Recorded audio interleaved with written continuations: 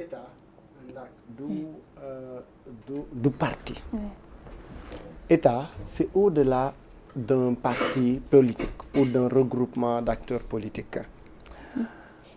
lii su dee une information officielle tamit. am na une autre information bu ñu jotoon si toujours ki waaj di woowee le gardien du parti.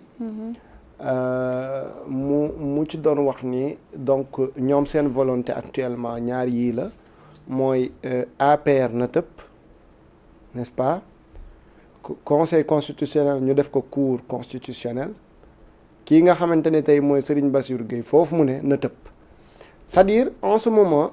au lieu ñu ni ñii fii ñu nekk nii maanaam bu dee conseil constitutionnel même ak tey jii fii Serigne Bassirou Gueye nekk nan la ñu war a mën a def ba apporter solution ci tel domaine est-ce que nit ki mi ngi répondre critères yooyu même bu répondreul critères yi kan la ñu xalaat ni war na fa dem nga def ci xalaat indi ci ay idées mais déedéet mais da ngay gis ni ñii nga xam ne tey bu ñu waxee nga ni waa Pastef ñoo wax suñu waxee rek si gat sa la ñuy nekk suñu waxee rek ci gat sa la ñuy nekk donc pour man autorité ku dem ba toog fi nga xam ni fa la ñuy décider pour les Sénégalais dafa war a am beneen vision bu bokkul vision parti parce que vision parti mooy koo xam ni da nga ne ci benn parti di am Pastefu falu di am Pastefu jiite di am volonté wu toog ci ay instance de décision mais boo xasee ba ñëw nekk au pouvoir lii nekk sa xel dafa war a woroo ak loolu li war a nekk sa xel mooy man liñ ma dénk fan laa si toll lan laa si def fan laa si war a egg genre question bi bu doon nekk quotidiennement dans ça c'est-à-dire boo may poser question bu mel nii ne may wax ci OFNAC heure bi ci lu may xalaat mooy ndax OFNAC ni muy doxee jaar na yoon ndax aujourd'hui dossiers yi ñu war a traité ñu ngi koy traité convenablement ndax ni muy dépendance ci état nekk na loo xamante ne c'est intéressant est-ce que waruñu ko xalaataat ba nga xam ne dañ ciy indi yenn joyante yi su boobaa discussion bi foofu lay ne mais tey discussion bi fi nga koy yóbbu da ngay xam ne nettement que Pastef objectif am c'est que fépp fu APR mës a toog nañu fexe dijjati fa teg fa koo xam te ni au lieu mu nekk fa pour les Sénégalais mais dafay nekk pour fayontoo te loolu nag ndax suñu ci comprendre lenn mooy bàyyi bi ñu koy bàyyi muy law danañ egg foo xamante ne dootuñu am temps pour liggéey mais dañuy am temps pour fayonte te je pense bien dama koy dégg ñenn ñi fal Pastef di ko wax faluñu Pastef concrètement pour loolu ñoom dañoo fal Pastef pour que tënk bi ñu tënk yenn pàcc ci administration ñu mën ko bàyyi ba ñooñu di mën a def liggéey bi war ba nga xam ni su fekkee ni un ministre de la République par exemple le président Ousmane Sonko moom def na fi déclaration de patrimoine am mais ba léegi nit ñi xamuñu Ousmane Sonko bi muy ñëw ci état lan la amoon comme bien. tey ji yooyu c'était des questions yoo xam ne soo tuddee OFNAC rek. ci yooyu nga war a dem. surtout ba ñu ñëwee taxaw ne dinañ xeex guerre bu tar ndax tey waroon nañu jéem sax daanaka naan dañuy jëkkati teg wala changer yeneen ci mbir si yooyu ndaak la ñu war a dem c'est-à-dire aujourd'hui quand tu parles de l'OFNAC tu dois dire quelles sont les réformes qu'on doit apporter tu ne vas pas être là à dire ki koy diriger parce que bu fekkee ni ki koy diriger da nga koy teg ci ni àndul ak yow rek yow tu n'es plus concret tu es plus si défendre yow sa appareil bi nga xam ne moo la yóbbu dans l'état et aujourd'hui su fekkee ni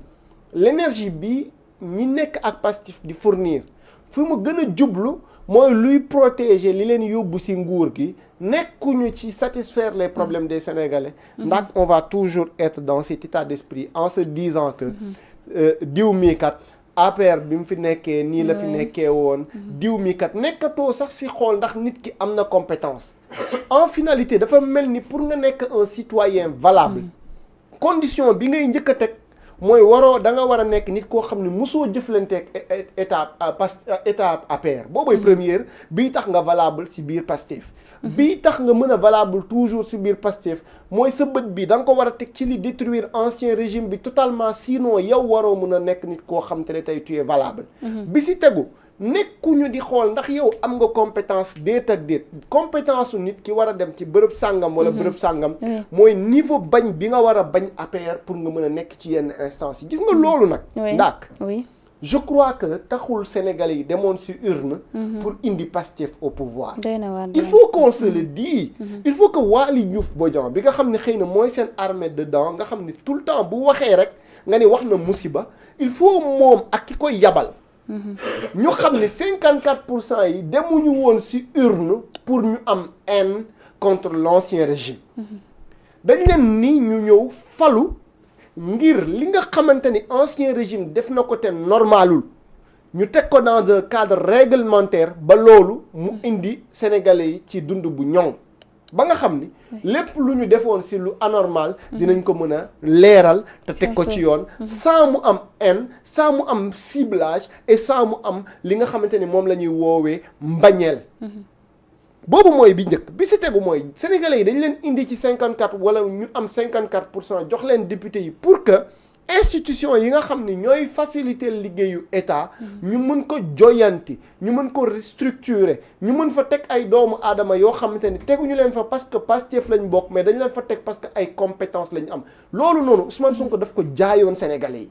aujourd'hui ak ni ñuy waxee ni ñuy annoncer remaniement ak ni ñuy annoncer si ni ko foofu di tey jii Serigne Gueye nekk noonu dañ ko war a teg beneen nit wala dañ ko war a changer da ngay gis ni volonté simple la mooy nañu nekk teg fa nit koo xamante ni lépp lu Pastef di def dana ko mën valider te loolu buñ ci eggee ndax on aura nous des vrais problèmes pour que société sénégalaise mën a répondre aux normes et aux règles d'une société mais plutôt dafay mën a répondre aux normes et aux règles d'un parti politique te loolu nag wax dëgg fa yàlla xay wala nuñ koy woowee xaw ma jëya munul weesu loolu ndax donc pour man daal war nañu yërëmaat sénégalais yi bu baax nekk dans l'essentiel te surtout ñu comprendre ni les enjeux sont énormes sénégalais yi dañu sonn te li ñuy xaar ndaak mooy buñ ma invité ci plateau bu mel ni bu yànjee nii may wax ci compétence may wax ci économie ñu génn tuuti ci wax sa xalaat aujourd'hui rien n'est sérieux dans ce pays parce que tout simplement ñi diriger réew mi nekkuñu dans le sérieux d'ailleurs gis nañ ne lii ñoom ñëpp débat lañ ko def parce qu'on a vu Waly Diouf Bodian yaa ngi koy wax moom nee na bu ñu dissoudre OFNAC des na yeneen barab yoo xam ne war nañ leen changer andi yeneen bu ñu changer lépp moom ndax du ñu mujj am état pastefien man Waly dama ko tuddee le fou du village su Pastef nekkoon village c'est lui le fou parce que pourquoi je le dis gémmiñam bii pour nga dégg ci économie pour nga dégg ci santé pour nga gis ci vision pour nga gis ci lu defar sénégalais yi non c'est un problème gémmiñ gi Pastef rek lay wax ñi bañ Pastef ñi bëgg Pastef ñi ñu war a yéegal ak ñi ñu war a wàcce ñi ñu war a jàpp ak ñi ñu war a dàq parti yi ñu war a dissoudre ak ñi waratu la wax ñi war a raser les murs c'est comme si lui c'est le chien je pourrais ngeen baal ma ci kàddu bi de garde de Pastef donc yooyu c'est-à-dire Waly Diouf Bodian en tant que tel dañ ko war a indi waat dañ ko war a raisonner waat nekkatuñu ci opposition pour nga nekk fi chien de garde de Pastef c'est amul intérêt parce que les Sénégalais observent de près ils attendent des résultats c'est-à-dire mënoo occuper yenn sphère de décision yi nekk benn niveau de responsabilité boo xam ni su doon sa compétence rek doo fa dem sax pour dire vrai su doon yow sa prouver rek ci ay institutions élevées mënoo jiite port ñu lay defal carte blanche pour nga dem fenn muy lan le ministre de la justice tey jii on nous amène à benn niveau de débat ndax boo xam ne c'est-à-dire man su ma si nekkee di wax sax sama xol day tàng nga xam nga lu tax parce que Sénégal dafa mériter lu ëpp lii les Sénégalais sont tellement fatigués gis nga ndax diggante 2019 ak 2025 c'est des années où les Sénégalais ont souffert il faut que ñu comprendre ni ñun bu ñuy waxuñu parce que Pastef parce que ay parti Pastef ak ay parti beneen moo ma ci yemale xam nga man lan moo tax may wax c'est-à-dire dama bëgg ni Sénégal na jag te Sénégal pour mu jag taag il faut que nit ñi ñu raisonner leen waat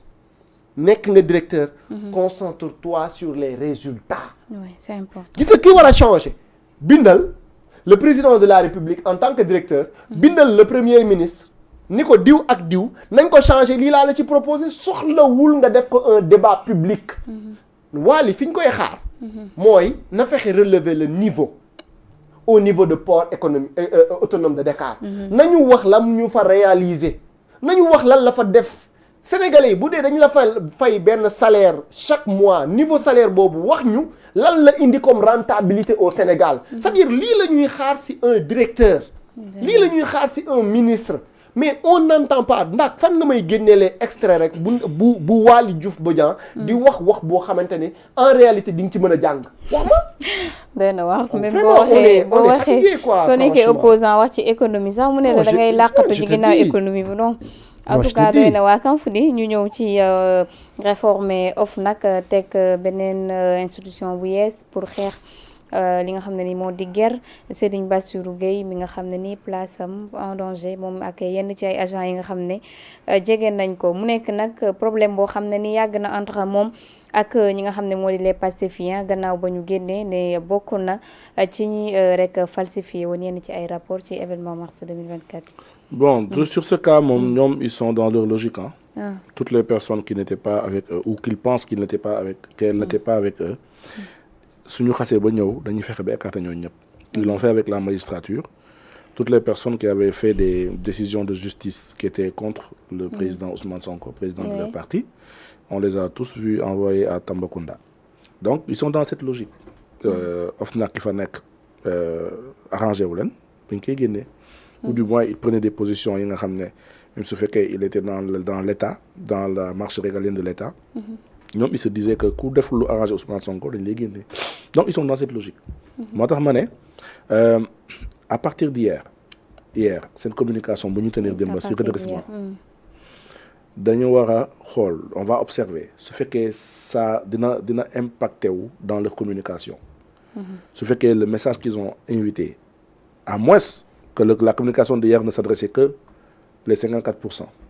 Mais ce fait qu'ils se sont adressés au peuple sénégalais sur un plan de redressement et qu'ils voudraient que le peuple s'engage avec eux sur ce plan de redressement, il faudrait qu'ils changent un certain type de discours. Il faudrait qu'ils évitent de parler de certaines choses, mais ça nous est aucunement utile. Parce que OFNAC, qu'ils prennent la décision. Le chef de l'État a tous les mandats possibles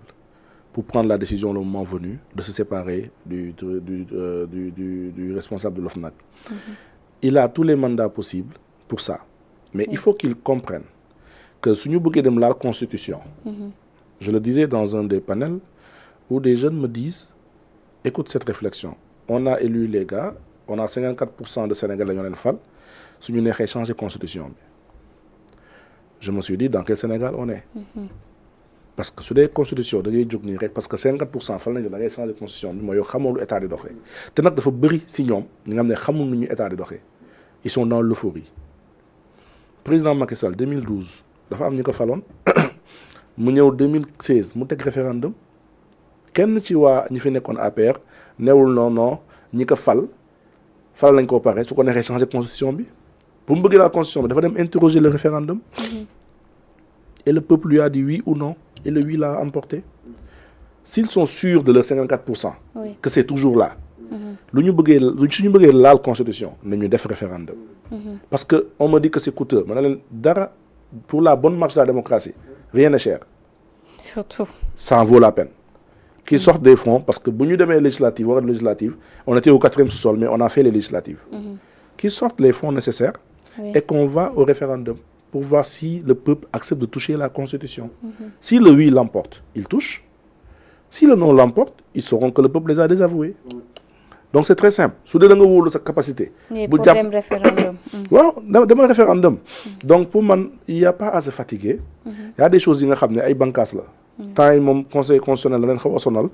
Parce que le conseil constitutionnel est deug. Nee nañ sax nañ dissoudre conseil constitutionnel. Xam naa buñ dissoudre lépp moom. Ci loolu bëgg a dem mais nag balaa ngaa desu conseil constitutionnel dañ ko inscrire ci suñu constitution. Dañ ko inscrire ci suñu constitution. Donc pour nga laal ko il faut nga dem interroger le peuple à travers un référendum. Après on attend de voir mais su fekkee ils veulent continuer dans cette démarche, ils seront même en contradiction avec ce qu'ils nous ont présenté hier. Soit ce qu'ils nous ont présenté hier, ils l'ont présenté comme membre du PASTEF. Soit ce qu'ils ont présenté hier, ils le présentent pour le peuple sénégalais pour que ñëpp ànd si su si ñëpp waree ànd nag yeneen discours individualiste yi yeneen discours yi nga xam ne c'est discours de parti état da nga ko war a teg de côté on doit avoir une chaîne nos différents nos propres médias on doit avoir nos propres officines loolu il faudrait ñu teg ko de côté il y a pas deux Sénégal il y a un Sénégal il y a un Sénégal avec des gens qui ont des idées contraires aux autres je suis pas obligé d'être avec toi ou d'approuver ta démarche mais je le dis parce que on est dans une démocratie. Tu n'es pas obligé d'approuver ma démarche, tu as le droit de le dire parce qu'on est en démocratie. Les termes même qu'ils utilisent, Koulouna, Gouniafié, moi j'ai mal par rapport à cela. Parce que pour moi, on utiliser un terme de bas état. Ça réduit la substance du débat. On est dans des débats de futilité, dans des débats, à la limite, tu sens que la personne qui te parle ne t'aime pas. Tu vois même sur les réseaux sociaux, les gens évitent même de commenter les pages des gens.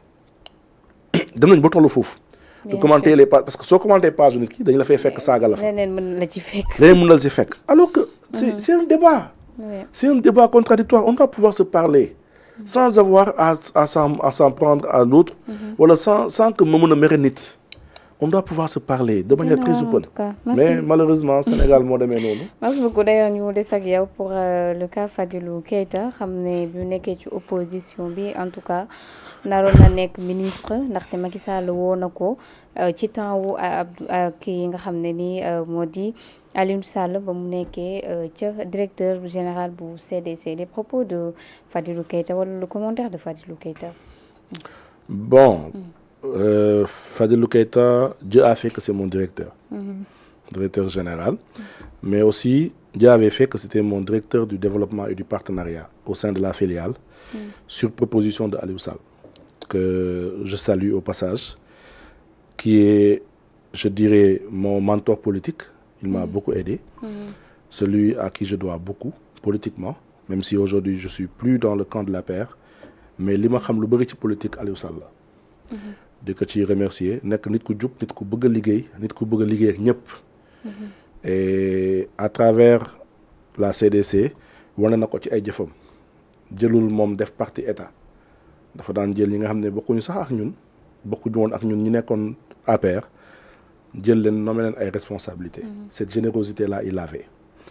Maintenant concernant ce que le directeur Fadilou Keita a dit, le militant Pastef, le responsable Pastef, sur qu'il avait été contacté peut-être par l'ancien président Macky Sall. Oui. Cela aussi renseigne sur deux choses. Que l'ancien régime avait l'ouverture d'esprit de travailler avec tout le monde. Parce qu'on a vu même Cheikh Diba, qui était très proche du régime actuel, était directeur de la programmation budgétaire. C'était une belle chose. Madame Tay, il cherchait des compétences, peu importe. Je ne confirme pas ce qu'il dit. Mais aussi, je dois dire, en tant que responsable politique aussi, fayul naar bi xoromam parce que générosité bu ñee amoon ba bu ko teg yenn responsabilité yi su dee loolu am na mu dafa mel ni da ko xaw a fàtte ba delloo loolu ci askan bi donc il faudrait à un certain moment qu'il ait cette même générosité cette même ouverture d'esprit ce même mindset qu'avaient les anciens qui étaient là qu'il ñu ko yéene woon dara pour mu ñëw liggéeyal état wam peu importe fu mu nekkoon su dee ce qu'il dit encore c'est vrai. Donc là, bëggoon wax ci kaawam di wax ni tout simplement que l'État, ça montre le charme de l'État, de la nation, que je suis pas obligé d'être avec toi, mais su ma gisee ni mën nga amal njëriñ mën naa la copter nga ñëw ñu liggéey. noonu laa mën a jàngatee kàddoom yi mu wax tout en espérant aussi qu'il sera nommé ministre su fekkee aussi cette communication est dans ce sens dans le prochain gouvernement. Voilà. ndax loolu du communication pour wax ne maa ngi nii on m'avait déjà proposé d'être ministre au temps de Macky ma bañ mën naa nekk ministre tey communication Fadilou bi ndax boo koy traduire mënuñu ko traduire ci sens boobu. man d'abord damay naan gëmuma ko. foofu laay commencer. dama fay toog rek ni gëmuma ko parce que je crois que l'ancien régime au moins si collecte de personnalité ils en avaient en gogo yoroon nañ ci lu bari et que man pour man temps yooyu gisuma